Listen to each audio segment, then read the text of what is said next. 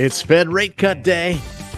We're going to look at some levels to watch as Bitcoin, ETH, and alt bulls are charging at resistance.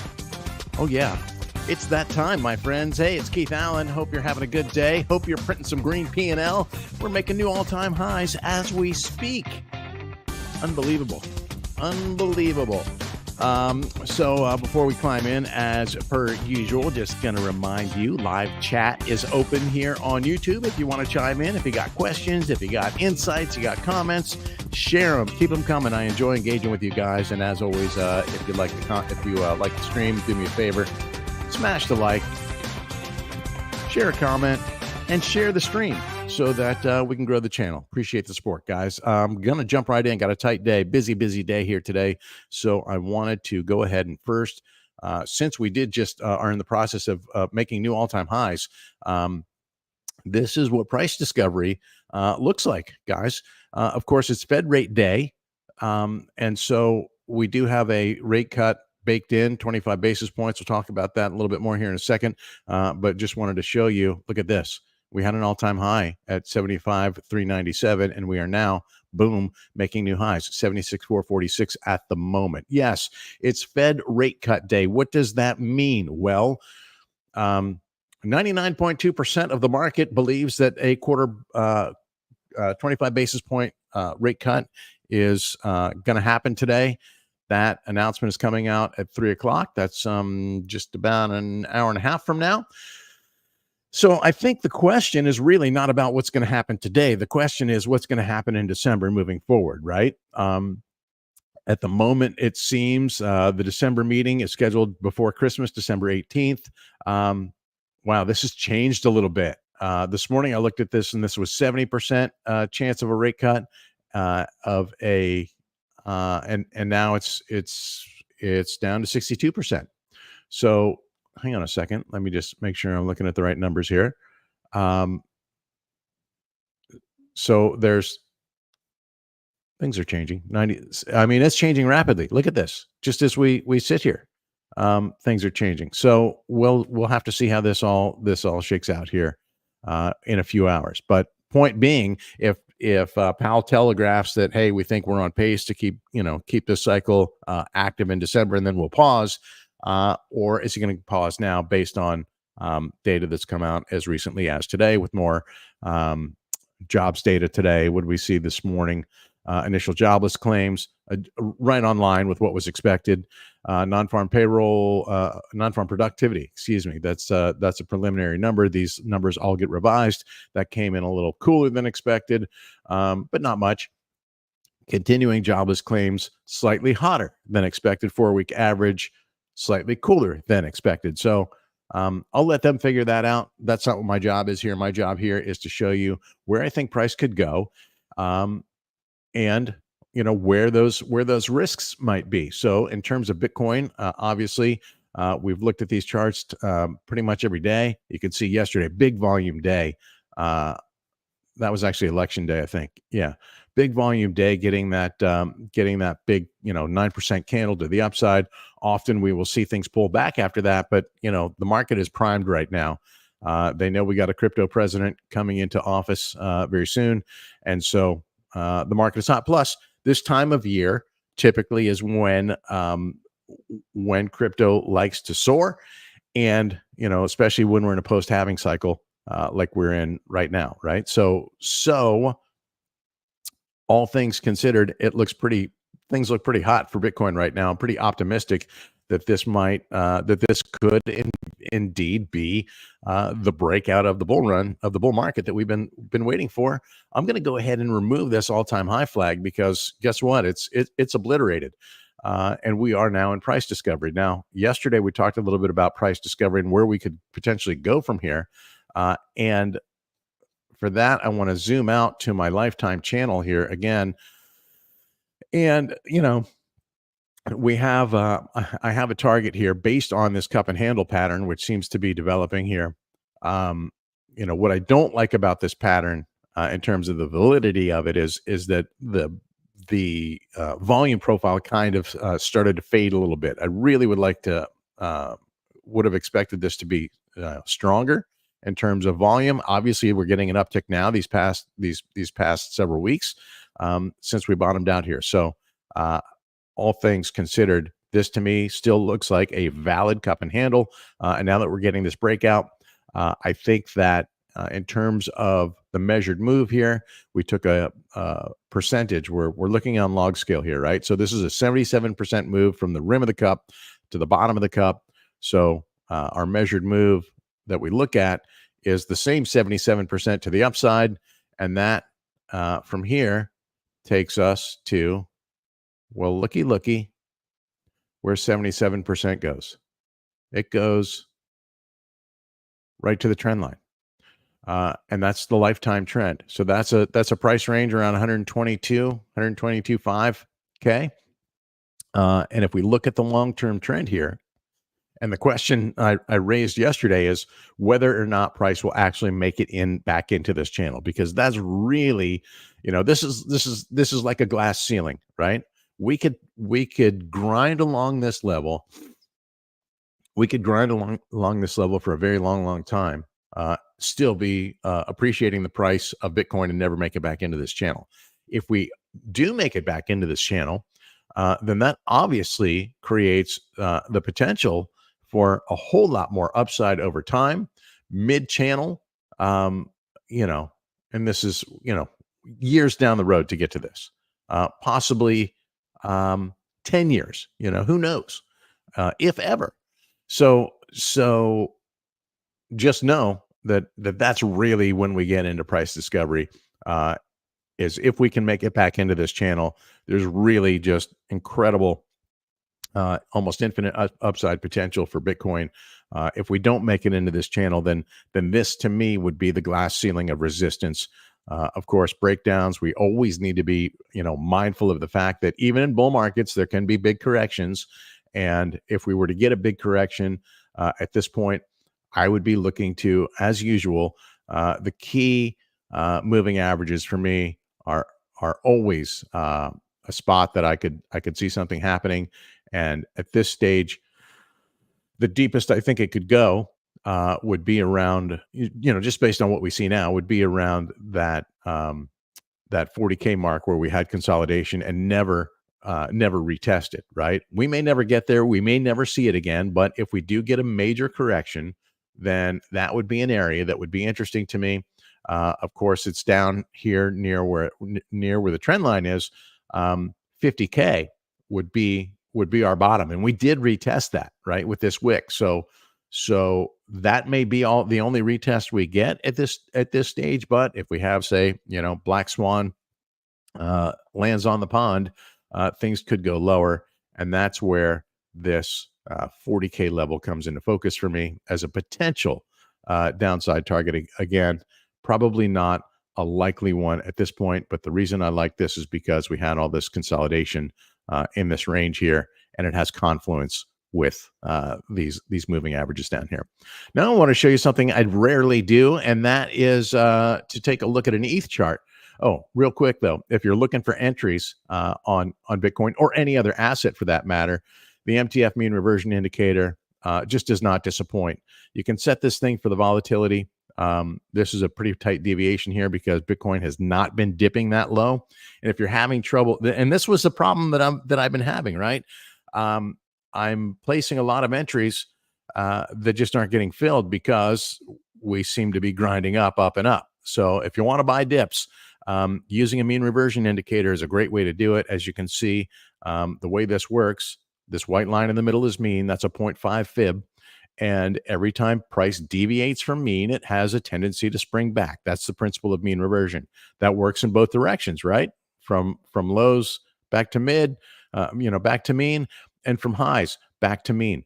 So this is what I'm doing to accumulate a little bit more incrementally, a little more Bitcoin incrementally to round out my position. I'm pretty much there at this point, to be honest with you. Almost 100% of my position is full, just in case we come back and pull. I've got some powder. I've got some dry powder saved just in case we get another correction. ETH is another one, right? Big giant. Look at the weekly candle that ETH is having, right? It has come from below. It has come from below the structure here, right? We in the past week, within this week, we have lost the trend line, shaken out a bunch of weak hands, tested support at the 200-week moving average, and in this one candle has sprouted back into, has tested support, broken back into the structure, uh, reclaimed the 21-week moving average, now pushing above the structure and facing resistance at the 50-week moving average. Once, if it can clear here, then obviously we get back on pace, looking for, uh, well, pretty much a chance to clear the all-time high. Something else that was in this chart actually is in this candle was a retrace through the golden pocket, right? Or actually make that out the top, not a retrace, but a pump out the top of the golden pocket. The golden pocket being the 0.5 fib and the 0.618. This is the golden pocket. We're now well above the golden pocket, and if price can hold above this trend line, better yet, if price can break resistance here at the 50-week moving average, then it could be off to the races here for ETH. Another bit of resistance here at 3,000, which is exactly where the 200-day moving average is. Let's see where the 50-week is. 200 days at around 300. I mean, at 3,000, and the 50-week is just a little bit below it. So those are logical places to expect to see resistance for ETH. Once that's broken, once it breaks 3K, you're back on pace with a chance to go after the all-time high, right? What else has been soaring? Litecoin also, a lot of assets are making moves here. Obviously, in this environment, as is often the case, a high tide raises all boats, right?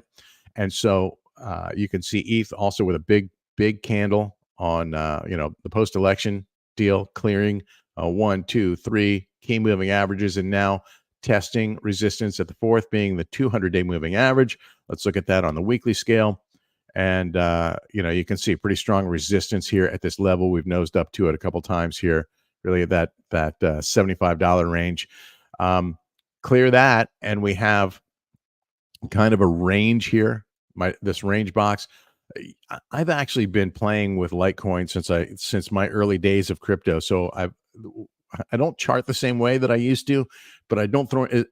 My charting is like a library, right? I like to save a lot of stuff so I can see the history of what is transpired, and I can go back and reference it from time to time. So these are all areas that at one point in time I had interest because there was consolidation, there were RS flip zones, et cetera. And so we're coming up to another important zone here that Litecoin rather will need to cross before it can proceed to the next level, and the next level of resistance up at the 200-week moving average, around just around $100, a little bit higher than $100. These are also kind of semi-psychological, right? $75, $100. You look really for where the technical resistance and support are, rather than the psychological. That's always stronger to me. The fact that they have confluence or are closely correlated is obviously a good thing. Solana, that's the high flyer these days, right? Solana also making a breakout move here, above testing support off of the 21-week moving average, breaking the channel, and breaking above the golden pocket. It's now eyeing up resistance at the 786. That's roughly $207. And if it can break that, then on trajectory to go back after its all-time high in the $260 range. So, I mean, things look amazing right now. I just want to caution you that even in bull markets, we can have corrections. We've seen that many, many times before. Just look, let's look at the Bitcoin chart for a good example of that, right? In a big bull run, right? Look at the run that we had up to 69K, and then had a massive correction before going before actually making that all-time high. There's a 56% correction before, from that mid-cycle top, before making it to the all-time high here. So those can happen, right? Even in a bull market, you can have a 50% correction, and that wasn't an isolated incident. We've seen it other times, right? Look at. Let's see. Here's a decent one, not 50%, but 25. So don't rule those out. Just know that they can happen, but I think that this is a run that is. I'm optimistic that this is going to be a sustainable run here.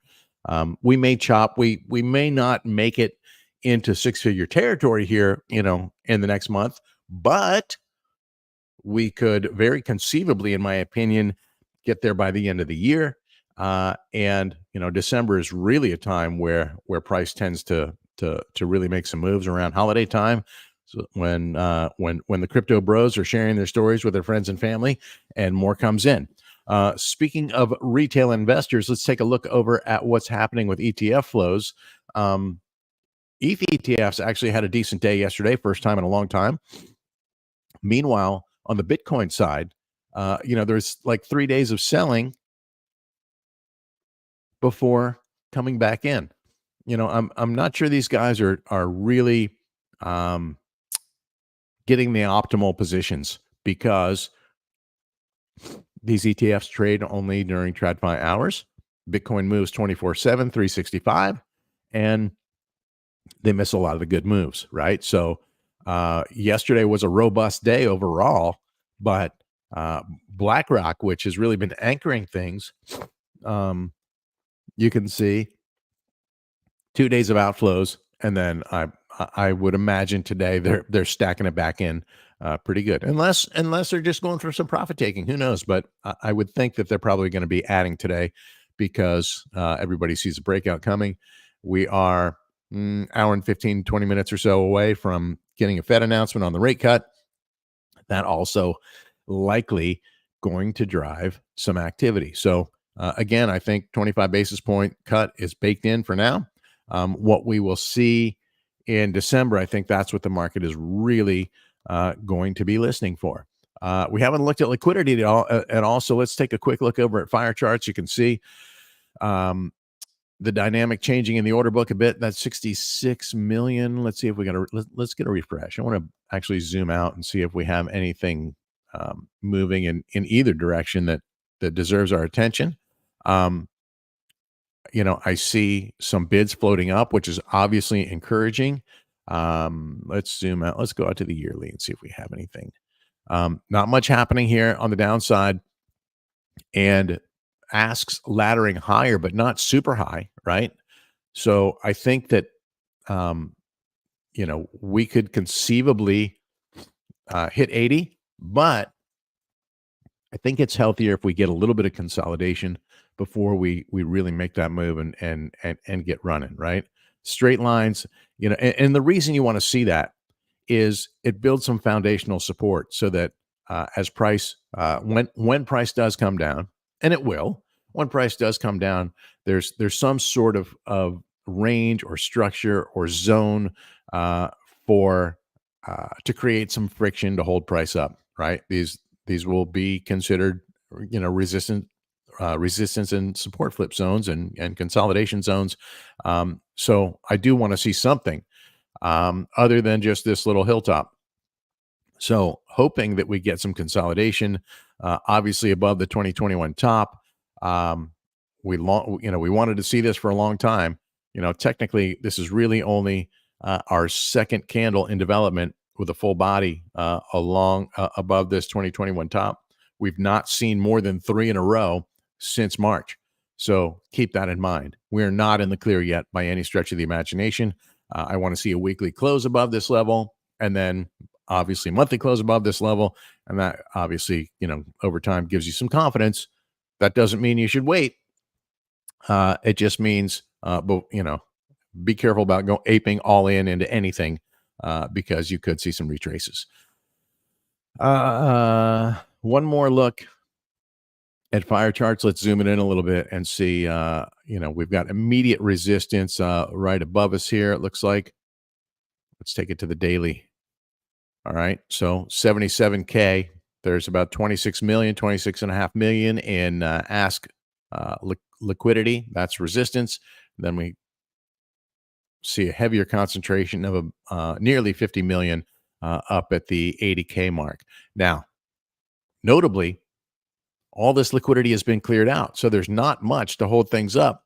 We'll be looking to see more. So this is what you want to see, right? Right here. Look, you see bids from here moved up to here.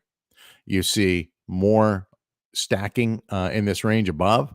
You now see another rung of bid support. Not a lot, mind you, but some at 75K. And you want to continue to see that move up to support things so that you don't get that flush back down.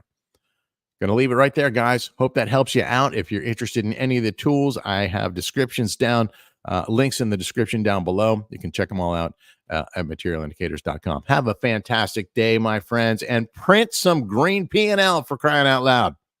Have a good one, guys.